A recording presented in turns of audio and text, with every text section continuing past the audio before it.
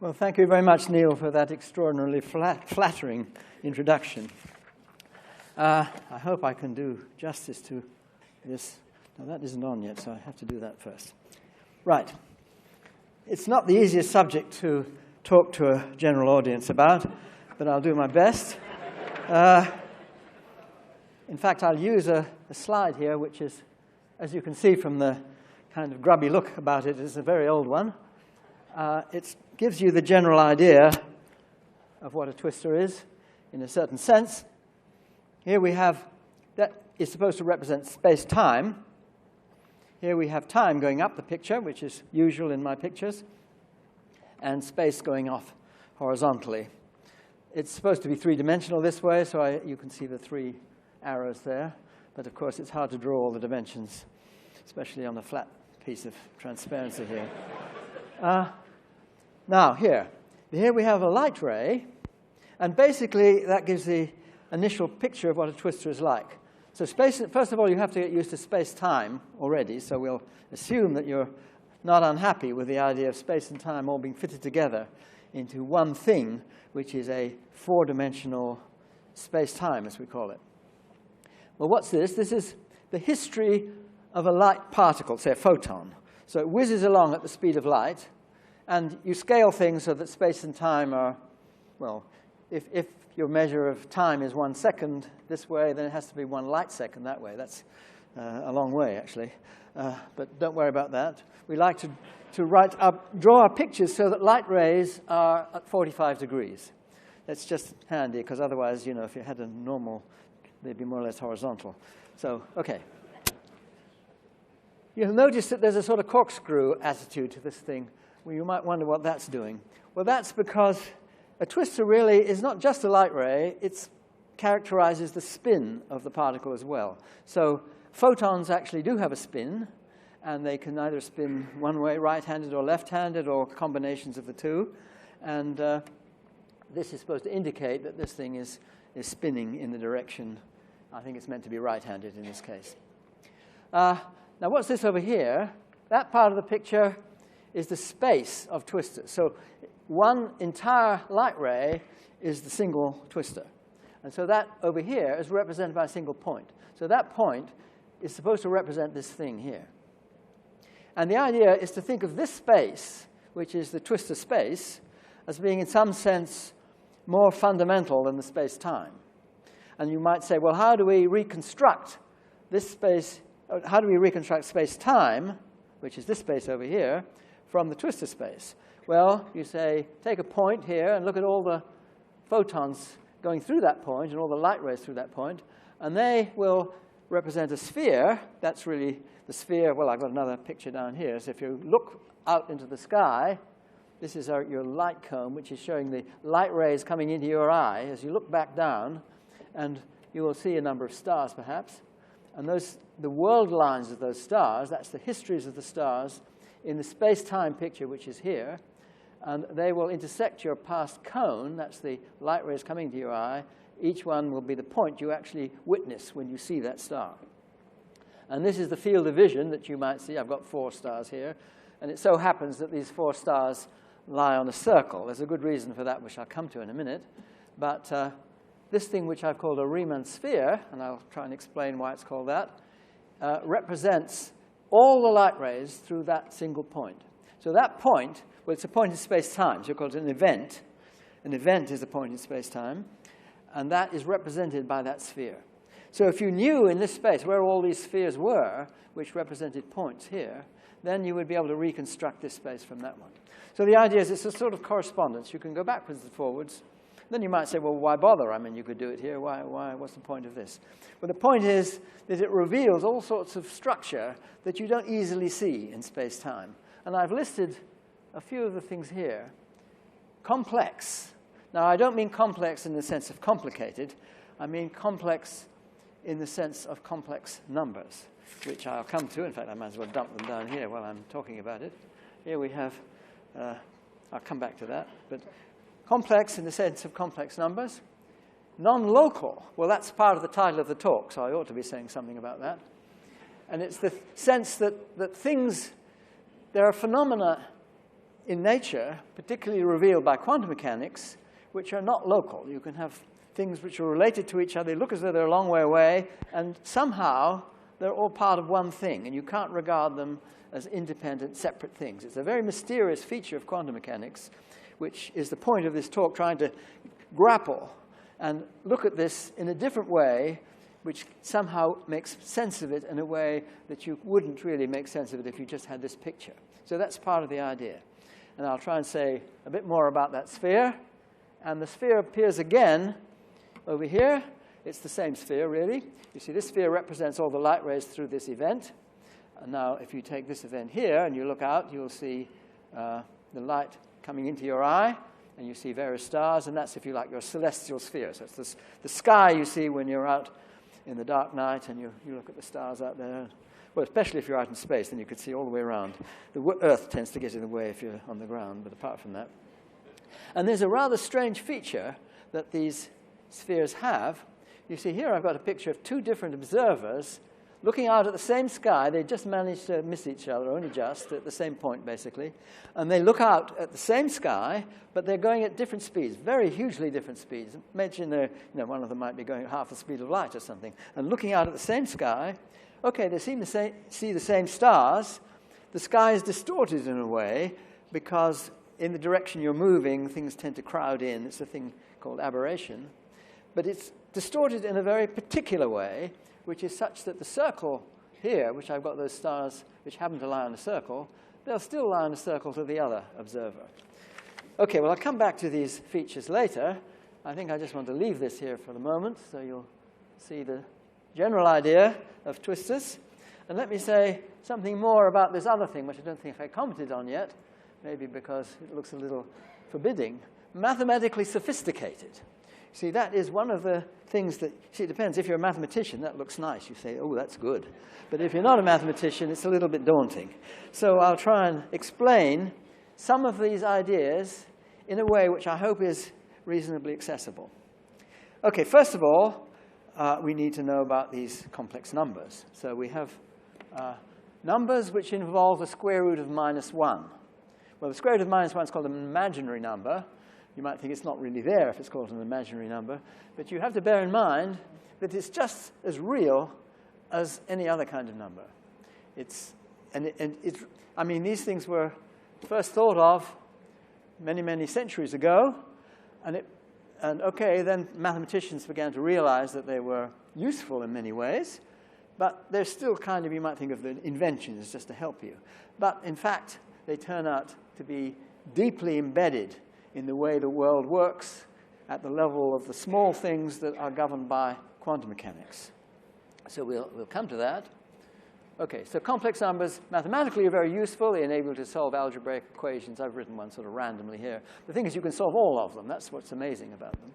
You just start with a simple equation like x squared plus 1 equals 0. Well, x squared would have to be -1, you see, and that would be the square root of -1.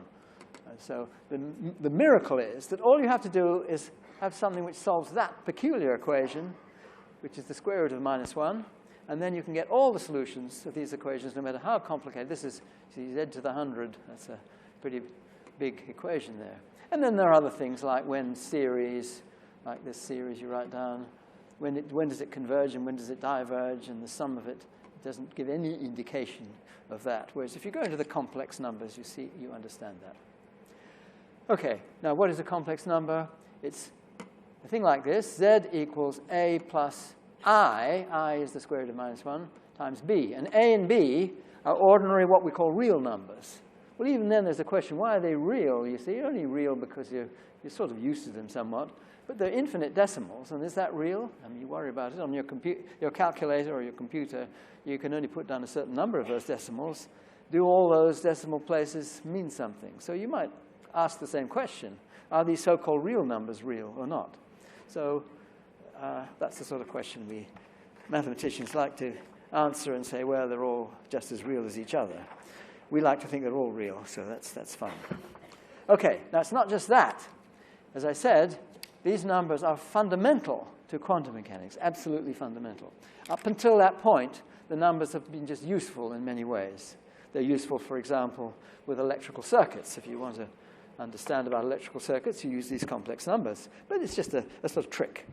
Whereas here, they seem to be revealed actually in the foundations of the way the world operates. They're not just a trick, they're really there. That's a subtle point, but it does seem they really are there in a sense. See, here I say this. When I write that funny kind of C, that stands for the complex numbers. And they play important roles in many attempts at physics, basic physics, such as in string theory and, we'll see, in twistor theory. So I try to reveal some of that, and we'll come back to this slide because it gives a sort of summary of the ideas of twistor theory in a sense. I'll go back to the complex numbers. This is sometimes called the Argand plane and the Gauss plane and all that, but it really should be called the Wessel plane because it was Caspar Wessel, who was a Norwegian surveyor and mathematician who apparently first thought of this way of representing these complex numbers. You represent them in the plane, the real numbers going this way, and the multiples of the square root of -1 that way, and then you fill out all the other numbers, which is a sum of a purely real number and a purely imaginary number, as it's called. And then you can add them and you can multiply them, and it's quite nice if you have a geometrical turn of mind that each of these is a nice piece of geometry. You see, to add W and Z, you just form this parallelogram, and there's the sum. And if you want to multiply W and Z, well, you need to know where the origin is and where 1 is, and you look at that triangle, and then you make another triangle which is similar in shape. It can be bigger or smaller, but it's the same shape as this triangle. And there is the product, ZW. So you can add and multiply just using nice bits of geometry. There's also this notion of a holomorphic function, which is really very important in this subject. Okay, it's a rather complicated sounding word. What does it mean? Well, the way I'd like to look at it, it's quite simple, really. It's built up from adding, subtracting, multiplying, dividing, and taking a limit. Taking a limit is you keep on adding something together, say, as in the series, which I think is covered up here. 1 minus x squared plus x to the fourth, and so on. Things where you have to do, and essentially you go to infinity and take a limit. But limits are not such a difficult idea to come to terms with. So adding, multiplying, in fact, you can build up some of the others out of some of the others, but never mind, and taking a limit. But what you can't do is express the thing called the complex conjugate. So if you have x plus I times y, and that could be this point z up here, then the number which is called the complex conjugate is replace I by minus I. You see, if you have a square root of -1, as we have here, you might know about square roots. If something is a square root of something, then minus that something is also a square root of it, so plus or minus. So that minus I would have done just as well as I. So you could say, well, those would be taken minus I instead. Well, this operation, which flips you over from the number to its complex conjugate, that's reflecting it in this real axis. That's not holomorphic. So we think of Z and Z bar as, in some sense, independent things. That's the way you're supposed to think about them. And if it doesn't involve the barred one, then that's holomorphic. That's another way of thinking of it. Okay, that idea we'll come back to, and that's a bit of this mathematical sophistication thing. But you think of it this way, it's not so complicated to think of. In fact, it's one of the things, when I was learning about these complex numbers and things at university, I thought they were just incredibly magic. And this is some of the thing about them is that one of the reasons that I feel that it's really nice to see them as part of the way the world operates is there is a magic about them. And I like to feel that the laws of physics are magical in a way, and somehow this magic is governed by the mathematical magic of these numbers. And the fact you can solve all these equations, if you like, that I've written down here, that's part of the magic, that you get it out of just this one little thing, and you can solve all these equations. There's lots of it. You keep seeing it again and again and again. And one of the things which really struck me when I was learning about these numbers as an undergraduate was that if you have a function which is smooth, you imagine a function, you draw a graph or something like that, and it might have kinks and bumps in it or steps in it. That's not smooth. So you might say, well, let's say that it's nice and smooth. It has a nice tangent line to it everywhere. And then, okay, then it could be smooth in that, to that degree, but then it might be a little bit more subtle, not smooth, and so on. And there's all sorts of different gradations of smoothness when you talk about real numbers. But with complex numbers, there's just one. As soon as you say it's smooth once, It's infinitely smooth. And that was, to me, a miracle. I'm not going to try and explain that because that's a little bit more technical than this talk is meant to be. But I just want to try and impress on you that there is this deep magic, which is the thing that impressed me right from the start. And to feel that that's really something which governs the way the world operates is something that strikes me as, well, maybe that's the way it should operate, if you like, something like that. Okay, now let me say something else. You see, I've got adding and multiplying. Well, subtracting is not so different from adding. What about dividing? Okay, well, once you know how to multiply, you basically know how to divide. So let me put that in here. It's just the same picture as the one I have here, but I'm doing something else to it. I'm going to think of not just multiplying z and w to get wz, to get multiplied together, but I'm thinking of dividing q, which is going to be wz, by z. So if I divide it by z, you just go back down the picture, and it's that one. So that's not very difficult. If you've got this triangle here, and it's the same shape as that one, they're similar, then you can see what the division of this number by w is, by z is. But you know, when you divide, there's a snag, because you're not supposed to divide by 0. And that leads you into all sorts of trouble. Okay, so let's see what happens. If I push z right down and make it get smaller and smaller and smaller till it gets to 0, what happens to w over z? Well, this point goes shooting way out like that. And it goes off the picture when you get to 0. And it doesn't much matter. I can go into 0 in all sorts of different ways. It just goes off to infinity in different ways. Now, there's a very nice way you can handle this in complex numbers. And that is, you take this Wessel plane, as I have here, and you sort of fold it up into a sphere. So you add a point right out at infinity, which will help so that you can actually say what you mean by dividing a number by 0. It's infinity. You might think, well, infinity is not really a number. Well, it is here. It makes... That's the nice thing about mathematics. You can cheat, you see. You could say that you're not allowed to do this, and then you think, well, what happens if I do that? And if you may find, okay, it may land you in trouble immediately, but it may not. And if it lands you in trouble, you may think, well, there's a way of getting around that. And this is one of those things. So you can see that you can get around the problem by constructing this thing called the Riemann sphere. This is the Riemann sphere right here.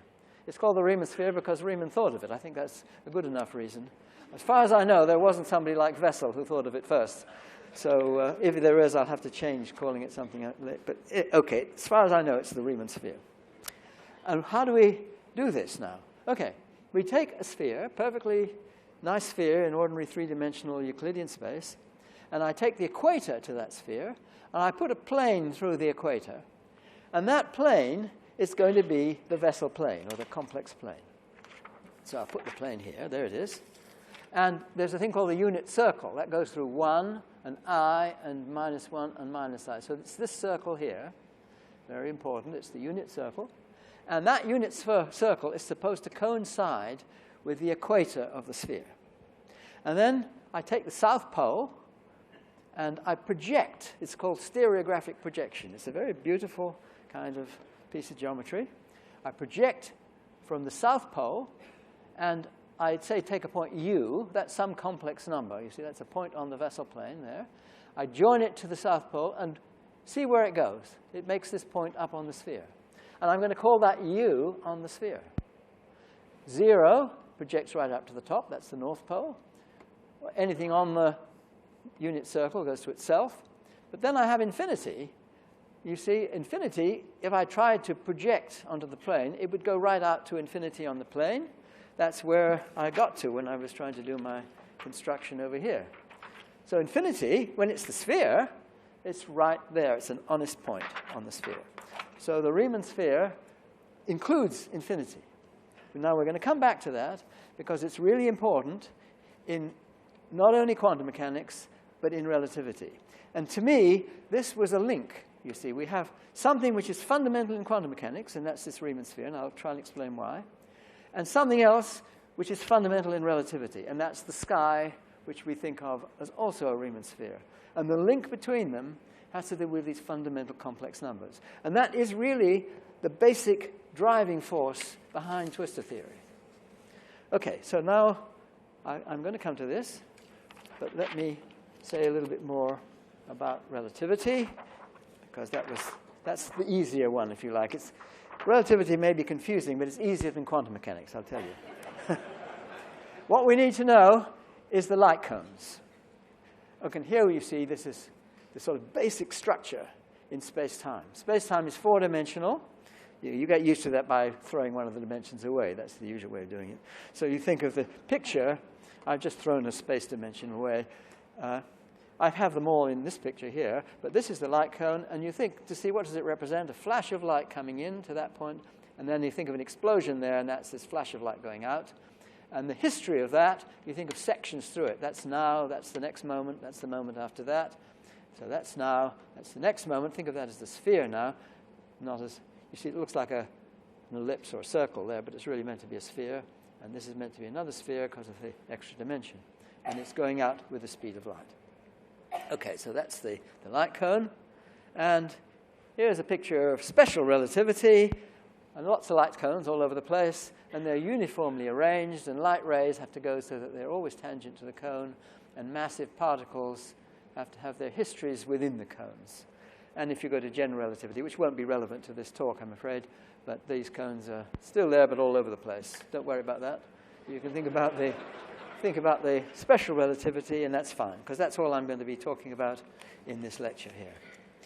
But if we now think about the picture that I had before, and I've now got a slightly different version of it. This is the celestial sphere, and you're looking at these four stars, and there's the past light cone. It intersects the points. And I'm really just saying that thing all over again.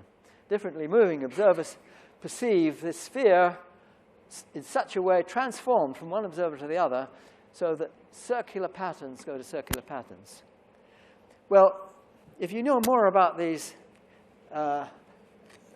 complex analytic functions and the holomorphic functions and so on, you find that if you want to have a transformation which takes this sphere, and now we're thinking of that as the Riemann sphere, that's the point. We think of that sphere, the sky, as this Riemann sphere. What's the point of thinking of it that way? Well, the point of thinking about it is that if you look at the transformations which transform the sphere into itself, but which preserve its structure as a holomorphic thing, that is, the equations that you use are holomorphic. They don't involve the complex conjugate. They only involve these adding, multiplying, taking limits. This kind of algebra, that kind of analysis, which I'm trying to promote here. And if you ask for the holomorphic transformations of that sphere, see, if you're thinking complex, it's really not a sphere, it's a curve.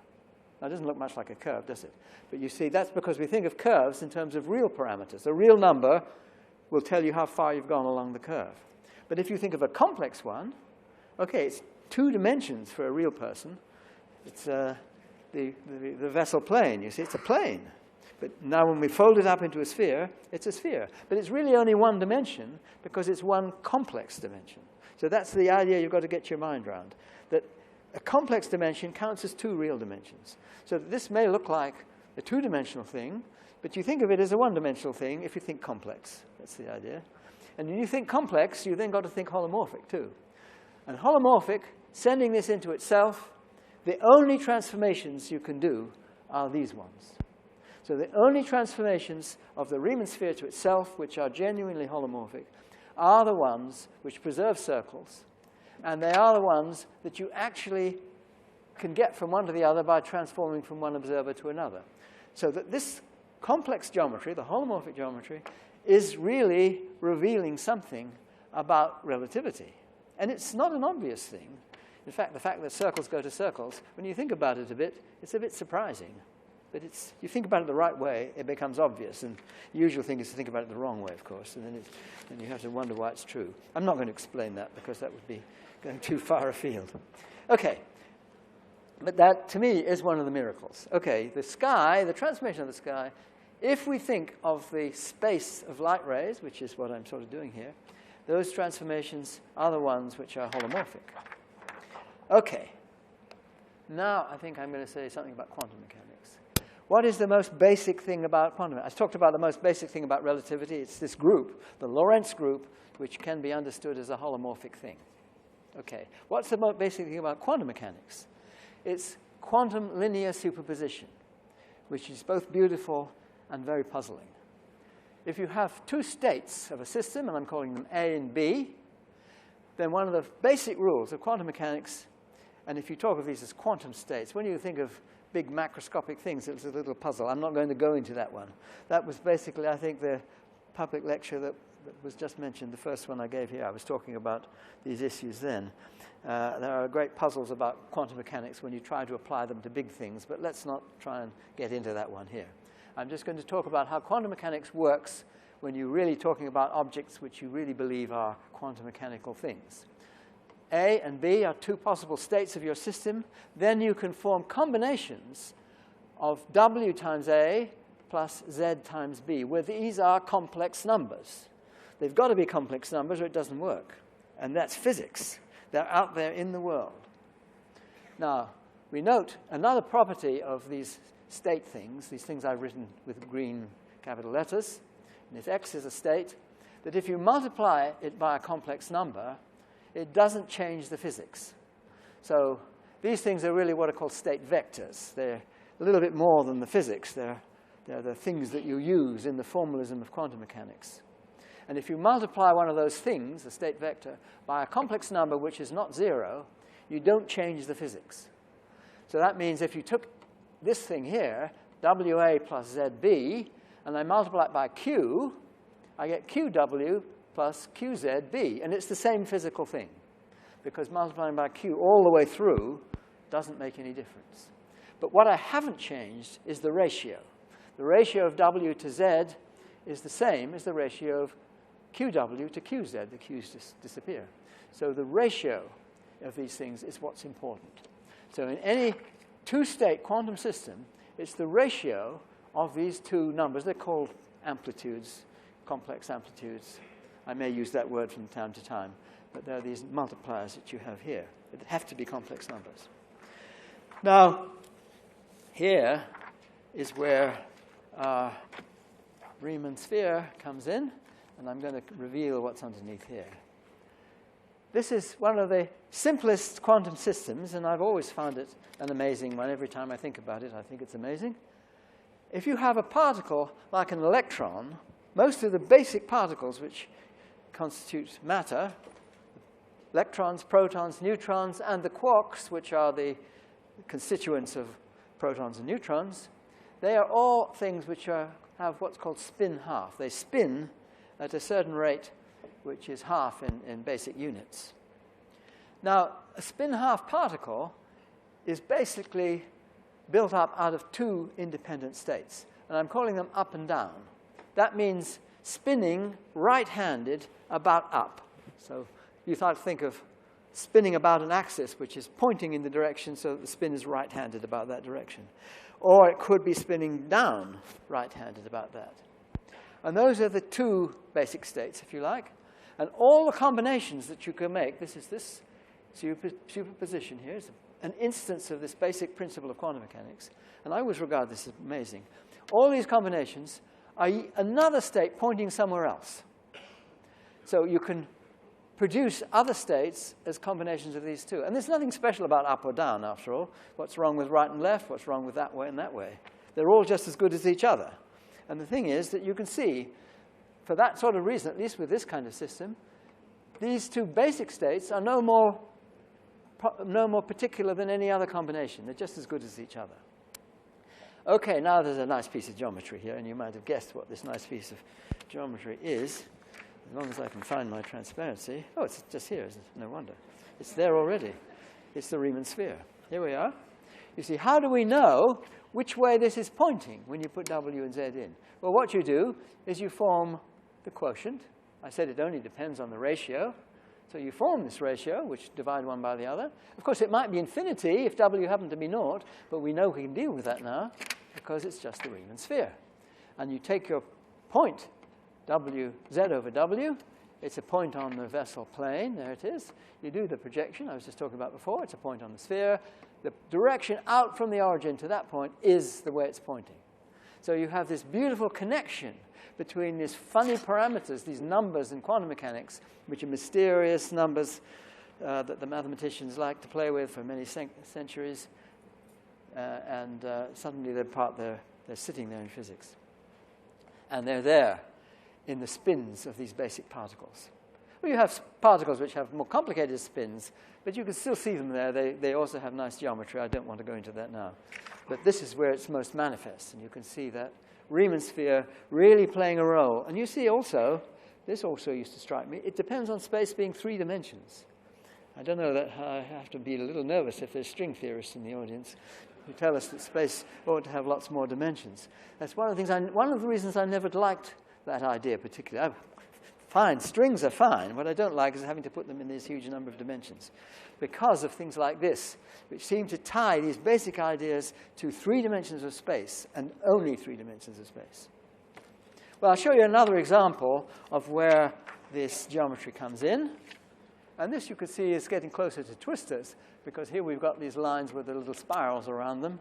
Those are meant to be spinning photons, say. So this could be a photon, and it could be spinning right-handed or spinning left-handed, and that's the symbol I'm going to use for right-handed and for left-handed. And the general case will, again, be these combinations, the same sorts of combinations which I'm doing here. And these will be the other ways that a photon can spin. It can have elliptical polarization or plane polarization. And if you want to see how that relates to the Riemann sphere, well, it does.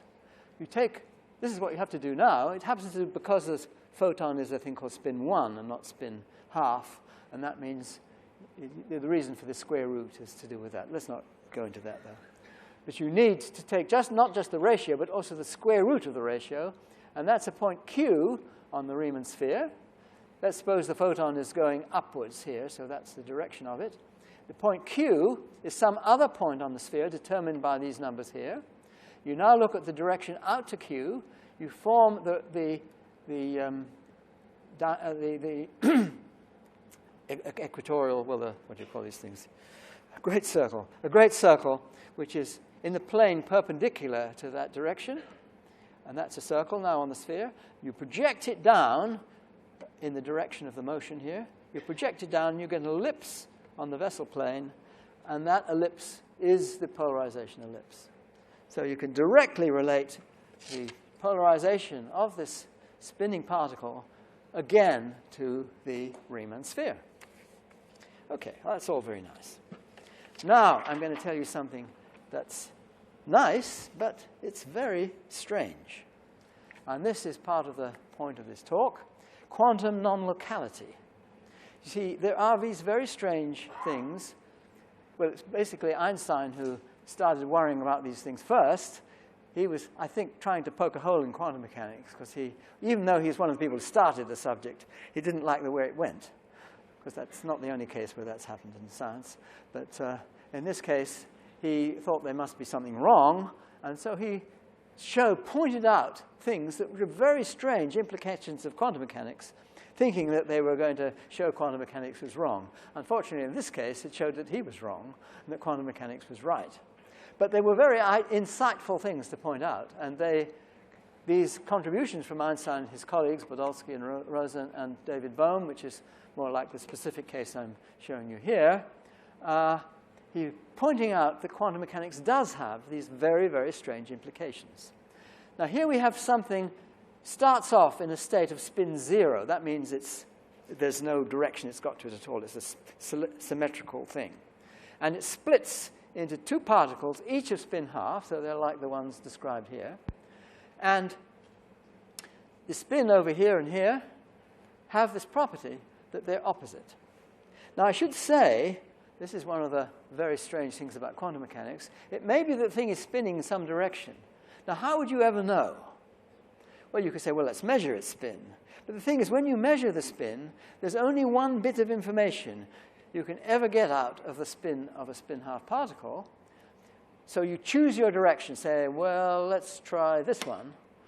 Well, if you tried that one, and you got it right, you see, if you tried that one, you tried that direction, you say, it says, yes, I am indeed spinning that way. If you tried something else, it would only give you a probability. If I tried the opposite one, said, no, I'm spinning the opposite way. If I tried this direction, it would be 50% chance that one way or the other way. That's all you can get. It'll just say yes or no, this way or that way. It won't say no which direction it's spinning. So that's one of these funny things. The state tells you which way it's spinning, but you don't know what the state is. And you can't tell by doing a measurement to work out what that state is. So it's quite subtle to know that these things are spinning oppositely. You might choose to measure it spin this way, and then you know if somebody else measured this one, it would come out this way, but they might measure it some other direction, you see. Well, John Bell introduced these things called Bell inequalities. I don't think he called them that. That's what other people call them. These are to do with ways of distinguishing this very strange behavior of quantum mechanics from the way in which a classical system could behave. You could imagine that these particles coming out here are some piece of machinery, say, each one. And they start off together with some rules about how the machinery on this one is related to the machinery on that one. And what Bell shows is that the way quantum mechanics behave simply can't be explained that way. If these things are not in communication after they've separated, there is no way that they can imitate what quantum mechanics actually says they do. And this is quantum non-locality. It was really John Bell who showed that these were real things. Quantum mechanics behaves in a way, and it is a very subtle thing, because you might say either these things are in communication or they're not. If they're in communication, this one could send a signal to the other one. It says, look, I've just had my spin measured this way. Be careful to measure yours, the other way. Something like that, you see. You could have messages like that. That's communication. But it's not like that. Because if it was like that, you could violate relativity. You could send a signal faster than light, and that would violate relativity. Because these things could be photons and not spin half. In fact, they usually are photons. In which case, you can't get a signal back to the other one. He couldn't say, look, I've been measured this way. You better make sure you do it the other way. It's too late, you see, because the signal can't get over there. So, but nevertheless, they are what's called entangled. That word entangled was introduced by Schrödinger to explain the kind of system the situation that comes here. So it's these very strange entanglements. There's something between being in communication and being independent. And it's a subtle thing you never get in ordinary, you get it only in quantum mechanics. These things are not independent because of these funny behaviors. I'll give you an example of one in a minute. These funny behaviors, and they're not able to communicate with each other either. It's something between those two.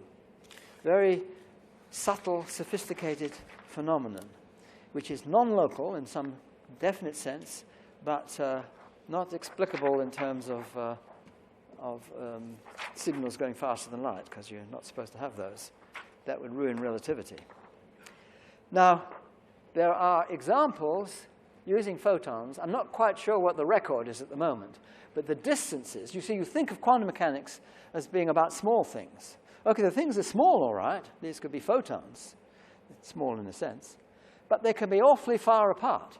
In fact, as far as we know, there's no limit to the distance apart that they can be. And there are experiments which have been performed in Switzerland. I'm not quite sure what the record is here, but at least over 100 kilometers. So photons separated by 100 kilometers, and they have these entanglements between each other, at which they seem to be part of one system. They can't communicate this information to each other, but you can't explain them as being separated from each other. They're still entangled. Well, the nicest example, the simplest example of this, I'll show you that one, is one by Lucian Hardy of Perimeter Institute, I'm glad to say. So let me try and describe Lucian's very beautiful example. It's not quite what we have here. It doesn't start from a spin 0 system. It has to start from a thing which has spin 1. It's the next case up from spin half. And it's this particular state. You can put it in this state. I put some arrows here to try and indicate which state it is if you happen to know about these things. But don't worry about it. There's some state here, and it goes off a long way away. These could be, miles apart. And you might choose to measure the spin of these things. Now, the rules of this game are going to be that the person over here, the right-hand person, is going to measure either up-down, and it's going to say, if you say up-down, it's going to say, yes, I'm up, or yes, I'm down. or no to up, if you like, or right, left. There's a choice between those two, up, down, or right, left. And the one on the left is going to do the same thing, up, down, or right, left. Now, let's imagine that these clever particles here have sorted out between themselves what they're going to do. And then now they're out of communication. So that's the kind of thing that you would think would happen if these were classical objects, certainly. Now, there are certain rules that you find, and Lucien has worked these out, so the rules will always hold. There are 4 things that these people could do. They could measure up, down, left, right, up, down, left, right here, and up, down there, or left, right, whichever it was. And the rules are that sometimes, this is the only thing which isn't just yes or no, sometimes it must be the case, and it's about probability of a 12th. Maybe out of 12 occasions where these things get emitted, roughly speaking, there will be one of these which does the following. That if it happens to be the case that the 2 observers measure up, down, that they sometimes both get down. And that has to happen about 1 out of 12 of the times that they choose it down. So these little particle people down here have to decide that these things must occasionally, 1 out of 12 about, say that if they're measured up and down, they will sometimes give down, down. Okay. But they don't know which way they're going to be measured. So it might be that the one on the left didn't do up and down, but did right, left instead. Now, the rules come out. Quantum mechanics tells you that you never get left for this one and down for this one. You never get down for this one and left for this one. And you never get right for this one and right for this one. So those are the rules. Okay. Now, what's wrong with all that? Well, okay, sometimes I say it will do this. So let's suppose that these things have come apart, and the one on the left has decided, instead of measuring up and down, left, right. Well, we know that the rules tell us that if this one is going to come down, this one has not allowed to be left, so it's got to be right. Okay, but they didn't know it was going to do that, and they might not have done that. They might have done it the other way. This one did do up, down, but the one on the right-hand side decided to do left, right instead. Now, these rules tell you that if this one's going to be down, as it has to be from this one has not allowed to be left, and so it's got to be right. But then, suppose neither of these had been up and down, and this fellow, the people in here didn't know that. So it could have been both left, right. And since this, we found out that this one's got to measure left, and this one's got to measure left, in this case, but that's not allowed. So they can't get it right. You always can catch them out, one way or another, if they are what's called local realistic model. If it's a local realistic model, that is to say that these pieces of machinery which are trying to imitate quantum mechanics, okay, they can confer with themselves right at the beginning and decide what they're going to do, but from there on, they're out of communication. There's no way of imitating this behavior. So that's a nice example, nice enough that I can actually sort of explain it here. Can't explain why it does it, but that's what the rules of quantum mechanics come out with this answer. And indeed, this is the answer that experiments give you. You don't do it with the, in fact, with particles, you're more likely to use photons. And so this is, in a sense, why I showed you this picture, because these are the things you would use, and it would be this system instead. But that's equivalent. I mean, it's the same idea. Okay, space-time seems to have this very strange kind of entanglement built into it. And it's something people genuinely worry about for good reason. Now, I want to try, in order to get to the point where I can explain where twistor theory has anything to say about it, which probably I've only left myself a ridiculously small amount of time to explain it to you, never mind, I'll do my best. I wanted to tell you all that because it's really rather fascinating. I have to tell you some more about quantum mechanics, I'm afraid. Okay, I told you about the quantum superposition of two states, which is what we see an example of here, but it really goes on to lots and lots of states. And you say you might have a particle in one place, or another place, or another place, or another place, and each one of these could have its quantum complex number attached to it. And so every position in space would need a complex number. And I've tried to lump them all together here. Each one is labeled by a complex number. This is what we call the wave function. The wave function of a particle is really just telling you what these complex numbers are for each position it could have. X is the position, and psi of x is telling you what that complex number is at that position. That's the wave function. Very fundamental to quantum mechanics. It's the basis of the Schrödinger approach to quantum mechanics. Now, what about several particles? You see, if you have lots of particles, then the particles can be here, here, and here. And we've got an amplitude for that. Here, here, and here. Well, there are supposed to be 4 of them here, that's right. Or there could be here, here, and here, and here. And all of those different arrangements all together have to have one of these complex multipliers. So the psi, the wave function, is a function of all these numbers together. And that's where this entanglement comes from. Because it's not just that each one separately has a quantum amplitude for where it is. It's the whole collection altogether has one of these quantum amplitudes associated with it. So that the wave function is a function of all these things. You might be lucky and find that it splits into this product. But if it doesn't, that's what's called an entangled state. So in fact, most of the states are going to be a great entangled mess. In fact, it's a great puzzle to me why we don't see that. Okay, you can detect these things in quantum mechanics, but quantum mechanics doesn't really tell you why we're not all a great entangled mess. We don't seem to be, at least I hope not. Now, okay, I've told you about wave functions now. That's not bad. Now, I'm going to tell you about another kind of wave functions. These are position state wave functions, the ordinary Schrödinger idea. But you can also talk about momentum state wave functions. A particle here could be moving that way, or that way, or that way. The momentum is the mass times its velocity. Velocity can have different directions. So again, it could be going this way, or this way, or this way, or this way. And each of these possibilities separately has this complex number attached to it. And so again, you have this thing, which is again a wave function, but this time dependent on the momenta. So that's a momentum state wave function. And there's clever ways from getting from this kind to this kind, which use what's called a Fourier transform. A nice piece of mathematics, but I'm not going to worry about it. I am going to tell you something very mysterious, though. That the momentum p and the position x are what are called canonical conjugate variables. And people doing quantum mechanics love these things because, well, I'll tell you why in a sense. And it's very mysterious, but it's all part of the way quantum mechanics works.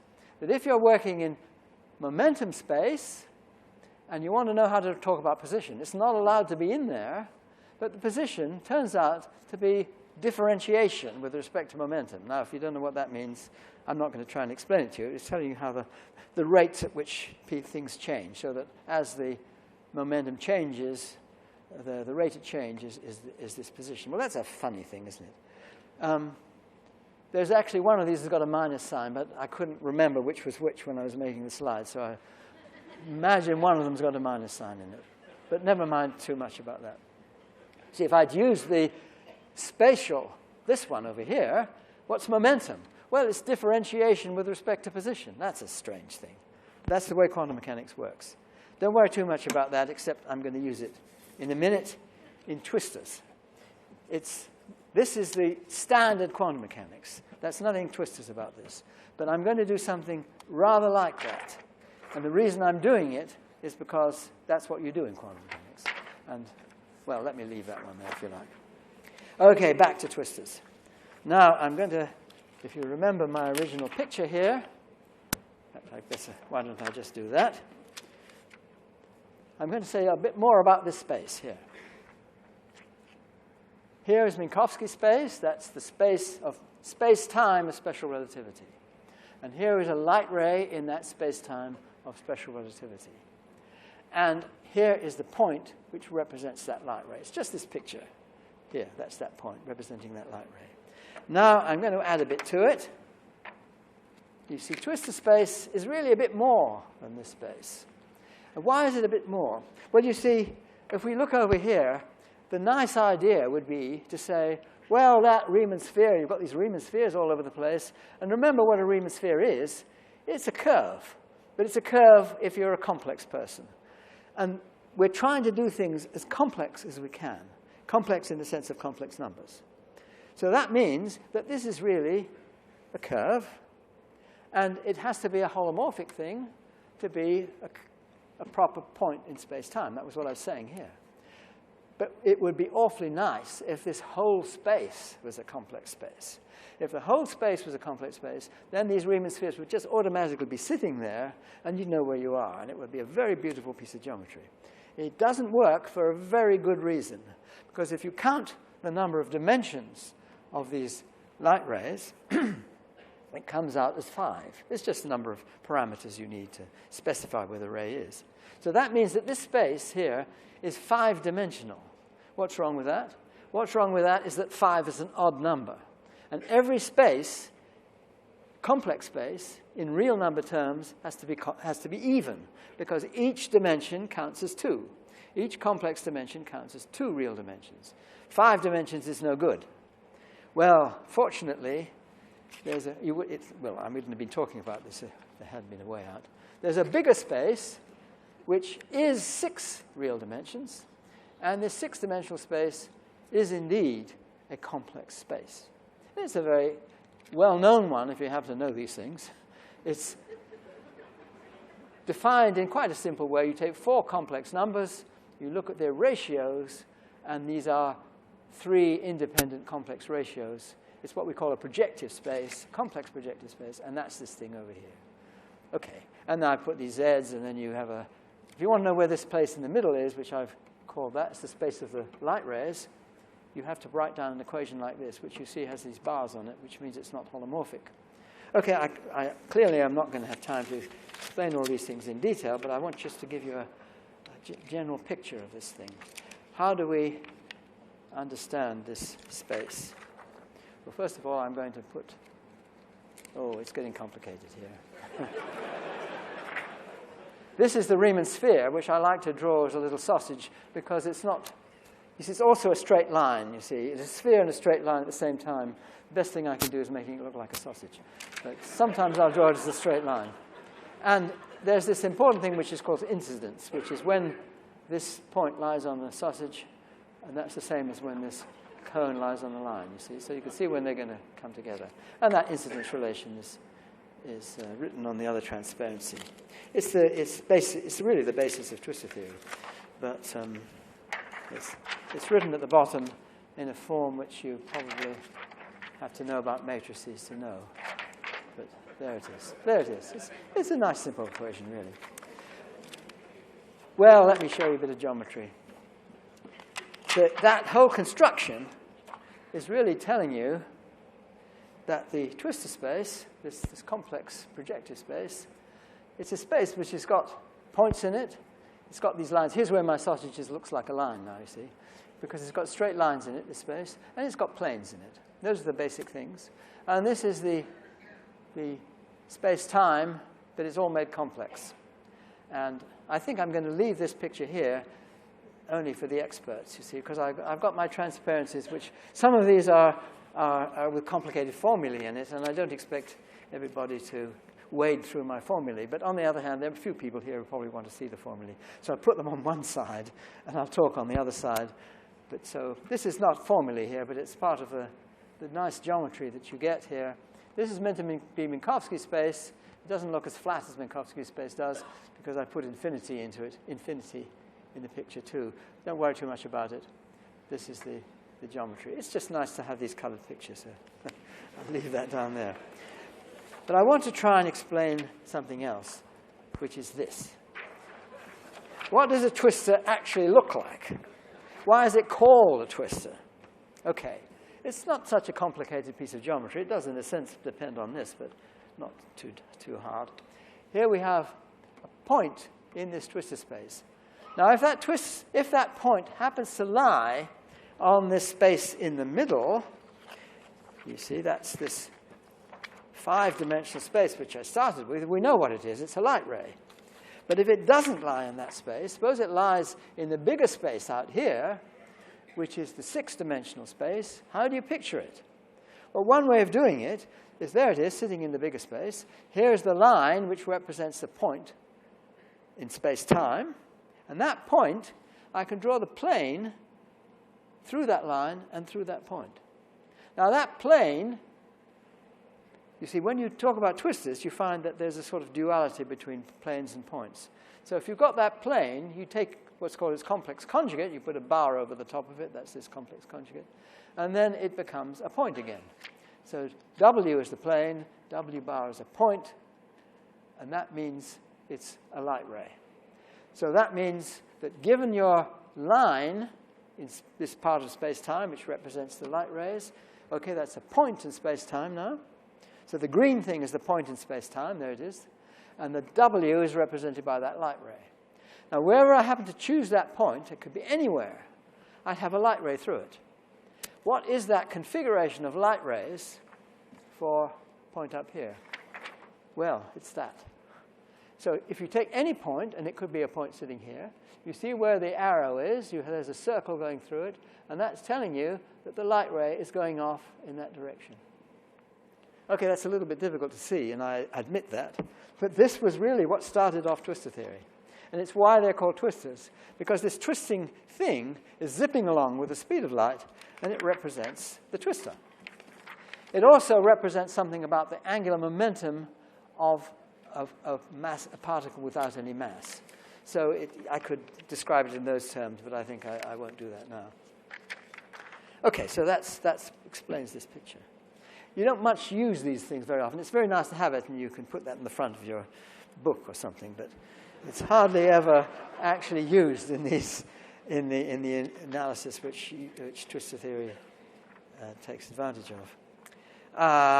Okay, now it's slapped down. This is really more for the expert, you see. These are just the equations.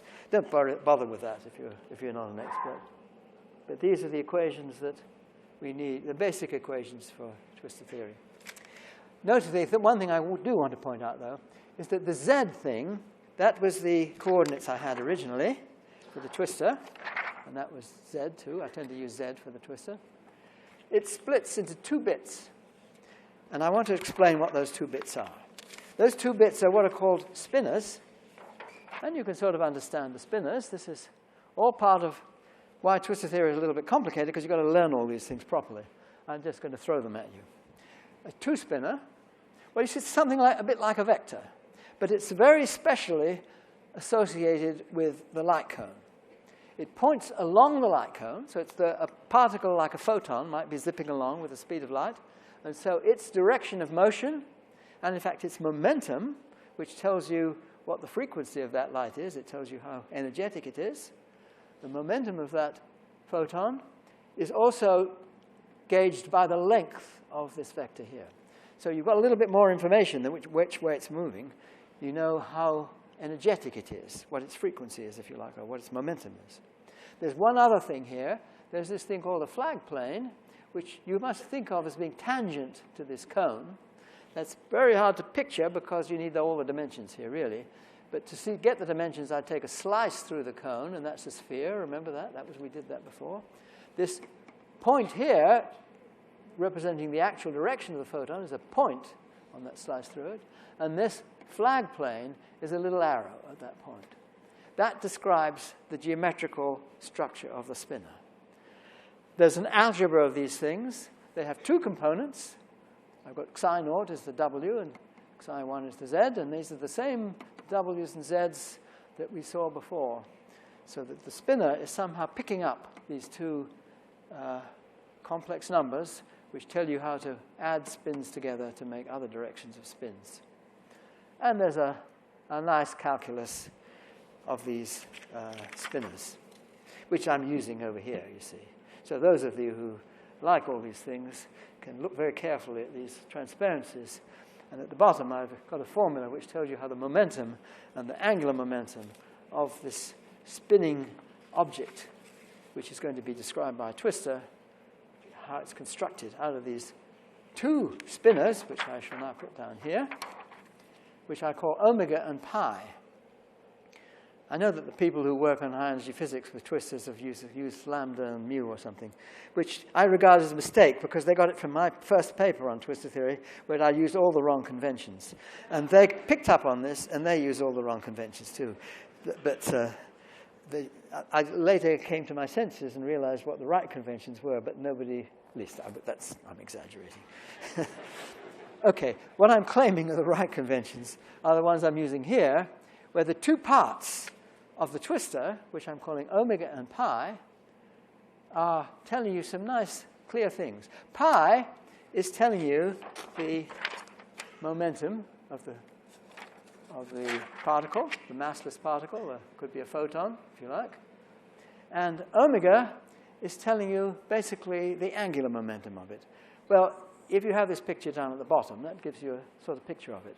Here is this twistor thing zipping along with the speed of light with its twist. It's got this angular momentum, its spin as well. And here is pi pointing out that way. And where is omega? Well, you take the light cone of the origin and see where this meets it, and then omega points out that way. So this is actually for what we call a null twistor, which happens to be the simpler ones, but never mind about that. It's just a pretty good picture of a twistor. That's pi is telling you where it's going, and omega is, roughly speaking, telling you the moment of it about this origin, telling you where it is. So those two things together tell you all you need to know about the twistor. Okay, now where are we getting here?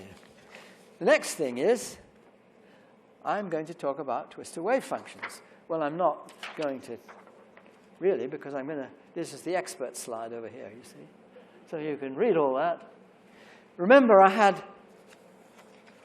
wave functions of position, and I had wave functions of momentum. Now I'm going to do wave functions of twistors. That's the thing. So rather than using either momentum or position, I'm going to use twistors. And I could either use twistors, which were the points in the space-time, or I could use the dual twistors, which were the planes, and I did start talking about them over here. And you have to take complex conjugates to go from one to the other. But you can use either one representation or the other representation. And then you find this thing I said before. They look like derivatives and all that sort of thing. And what you find is that these functions have to be holomorphic. That's the beauty of it. You're necessarily in this realm of complex analytic or holomorphic geometry. Because, you see, in ordinary quantum mechanics, you say that the wave function, if it's a position wave function, there mustn't be any momentum coordinates in there. It's just got to be position coordinates. If you use the momentum representation, there mustn't be any coordinates, position coordinates. It's just the momentum coordinates. To get the others, you've got to do this funny stuff with the derivatives. It's just the same with twistor theory. But it's here that z's, or the z bars, which I called w a minute ago, and it's one or the other. You can't use both. But here it's here the choice is quite a big thing, because momentum is nothing like position. Whereas here, the twistor and the dual twistor, it's just a question of handedness. You're either looking at right-handed or left-handed. And it's quite strange that this is a very much more subtle choice that you make here. Well, for the experts, I'll tell them all about this thing here too. Let me step to the next thing. Oh, this is an expert slide too. You see, I've got all these equations here. See, suppose you want to describe the wave function of a particle which has no mass. Now, it could be a photon, or it could be a neutrino. Well, a neutrino has a bit of a mass, but you could pretend it doesn't. Or a graviton. Well, we don't know about gravitons because you have to quantize gravity first, but they're probably there.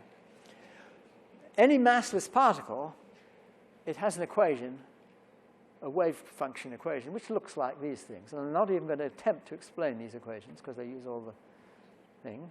And then you can translate between the spinors to the space-time terms. And then you find that all these equations automatically get solved by simply using a twistor, which is a function which is holomorphic. So again, it's an expert slide, which I'll just throw at you. So here we have, see these f's in here, they devolve the omegas and the pi's, and they're just holomorphic. Well, they might have to be homogeneous too. What homogeneous mean? What it means if you multiply this up by a number and that by the same number, that that number comes out of the function by raised to some power. Well, don't worry about that. But the homogeneity degree is the spin, how much spin there is of the particle. Well, that's just, get the hang of that when you know about these things.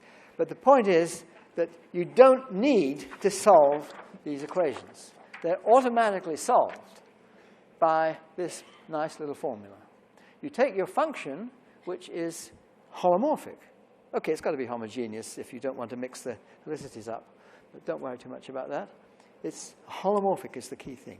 And what you can do to a holomorphic function is integrate it.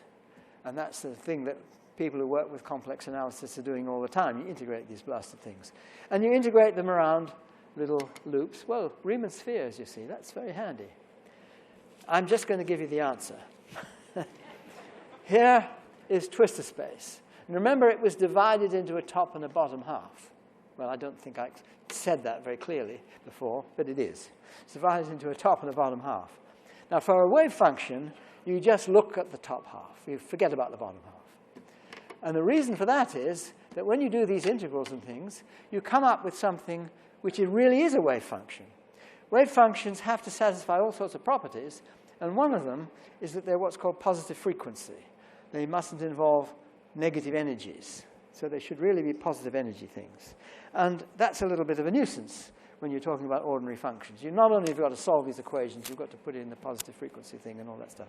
I should say these equations really are quite simple to solve if you know about it, but don't worry. They're not automatically solved. You've got to solve them. Whereas here, the Twistor function already does it for you. It already makes it holomorphic. It already makes it solve the equations. It already makes it positive frequency. It does all the things you want for a wave function. There is something strange about them. And this strange thing worried me for a long time. It was doing all the things I had hoped for. Beautiful. But something very strange about it. And the strange thing is in these camel humps here. The function is defined on a space which has got bits taken out of it. And what's the point of that? And the main thing is they've got to be separated. And the reason is to have a function with bits which are separated, which means that when you take a line up here, it cuts these holes into two separate places. And then you can do your integral around separating the holes. Okay, if you know about contour integrals, you know why that's important. But I'm not going to worry about that here. I'm just going to say that there is this strange thing about the function having to be defined on a region which has two separate holes in it. Why do I say holes? Well, it means if you try to extend your function through into the hole, you'd run into what are called singularities. The thing would blow up, and you couldn't go any further. It gets stuck. Now, it took a long time to realize what's going on here. So let me try and explain it. This is the key point in this talk, so don't go away just yet. It's a thing called Twistor cohomology. Now, I've had some fancy words already. Holomorphic. This is another fancy word. I'm going to try and explain it to you, though. And it explains the camel humps taken out. Okay, I'm trying to understand the top half of Twistor space. That's the key place where these functions are defined. And I want to say two things about this place. Well, one is that it can be built up by joining these two. You see, imagine take this with one camel hump taken out, and this one with the other one taken out. And if I take the union of the two, that is, I stick one over on top of the other, and I look at where there is any of the space, and forget about the camel humps, and it's the whole space. The other thing I can do is to take the intersection of the two. That means if I put this on top of the other, I look at where either of them has a camel hump taken out, and I've got this space. Now, the thing is that where the function is defined, this beautiful holomorphic function, is on this region here. Whereas the space you're interested in is the whole region. Now, what this is what's called an element of first cohomology. And either I can explain that by showing you this transparency, which has got all the equations on it, or I can show you this picture. Now, that is a nice demonstration of cohomology. It really came about because a long time ago there were some people trying to make a movie, television film. They did actually make it, but it was trying to say something about twistors. I don't know whether it was successful or not. And I said, in a weak moment, I said, well, it's something is to do with cohomology. And they said, oh, what's that? I said, I couldn't really explain that. I said, well, we might want to put that on the television program. And I thought, that's impossible. How can you explain this on a television program? But then I went away, I went home, and I thought, maybe this explains it. So let me try and explain what cohomology is by means of this picture. It's a precise, non-local measure of the impossibility of this picture. Now, you see, it's not all that impossible, because if I cut one of the corners off, you could make that thing out of wood. Or I could cut this corner off. You could make that out of wood. Or I could cut that one off. Or I could even take a little bit out there. You could make that too. What you can't make is that. So locally, it's perfectly sensible. The problem is in the impossibility of the whole structure. OK. Another way of thinking about that is, let's try and build one. OK, I'm going to build one. I start with that corner. I hope I've got it the right way. I can't see these things very well. Yes. OK. OK, that's fine. And then I build another corner, and I glue that on there. So the instruction manual tells me you've got to glue that piece on there. OK. So I do that. That's fine. And then I find, oh, there's the last piece. And I've made this final bit. Here it is. And I guess it's this way up. And it tells me how to glue that onto that, and it tells how to glue that onto that. And then I try and glue it onto there, of course. Well, then I find it doesn't work.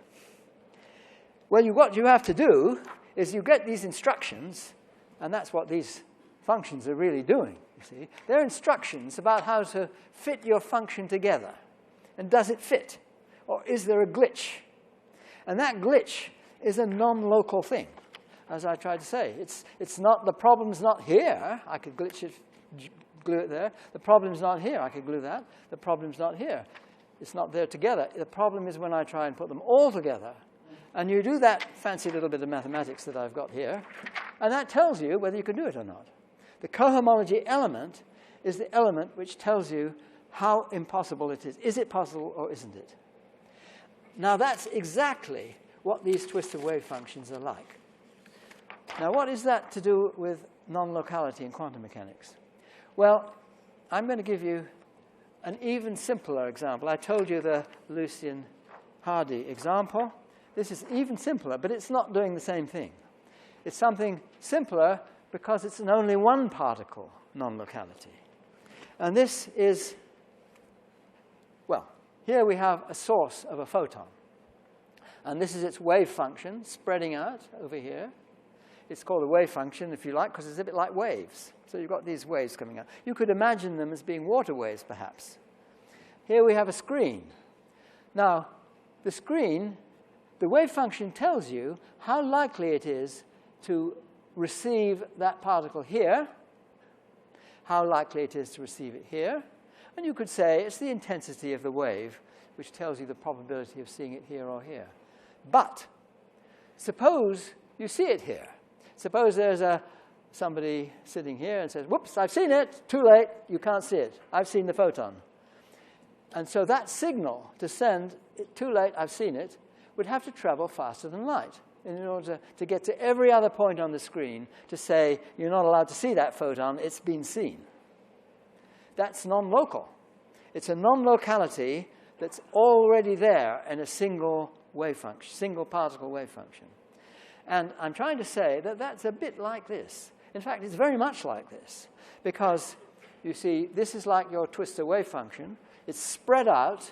OK, this is a space-time view of it. But in twistor space, or in the space of these light rays, it's spread out. And it's got this kind of glitch to it. You make a measurement here, and you've somehow broken it. The information is fed out from where you've made your measurement into something else which does the measurement. And from there on, the impossibility is removed. So that there is this tension in this wave function, which is this impossibility of the structure, which once it's measured somewhere, it's released, and the thing can't be seen anywhere else. And it's a kind of non-locality that is featured in this cohomology, which you already see in the Twistor wave function, which is reflecting this kind of non-locality here. Okay, well, in the Lucy and Hardy example, in the general Einstein, Podolsky, Rosen examples, you're talking about two particles.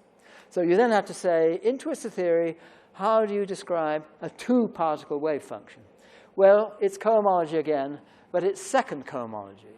And I can't describe it simply like this. In fact, I set this, I don't know how many years ago, probably about 30 years ago or something, to students. I said, look, here's a nice example of first cohomology. Find me an example which does as well with second cohomology. Well, nobody's come up with a nice example yet. Maybe there is one, but it's the kind of thing when you have two particles and you want to see how this entanglement between those two particles is expressed in a kind of tension of this nature. Well, you can mathematically, you can understand that as second cohomology, yes, it's there. But to see it in a more kind of concrete way is something for the future. Maybe somebody will come up with a nice way of expressing that. And then maybe these entanglements will not seem so mysterious as they do now. The point I'm trying to make is that if you look at it from the Twistor perspective, in a certain sense, these non-localities become rather more natural and not so. I mean, this kind of cohomology is the kind of thing that mathematicians, when studying complex spaces, simply come up with automatically. I mean, they've been doing this thing for years, to try and understand complex spaces of higher dimension. But to see that playing a role in physics is really exciting and very nice if you like geometry, especially if you like this kind of complex geometry. And it's perhaps revealing something deep about the world operates. Thank you very much.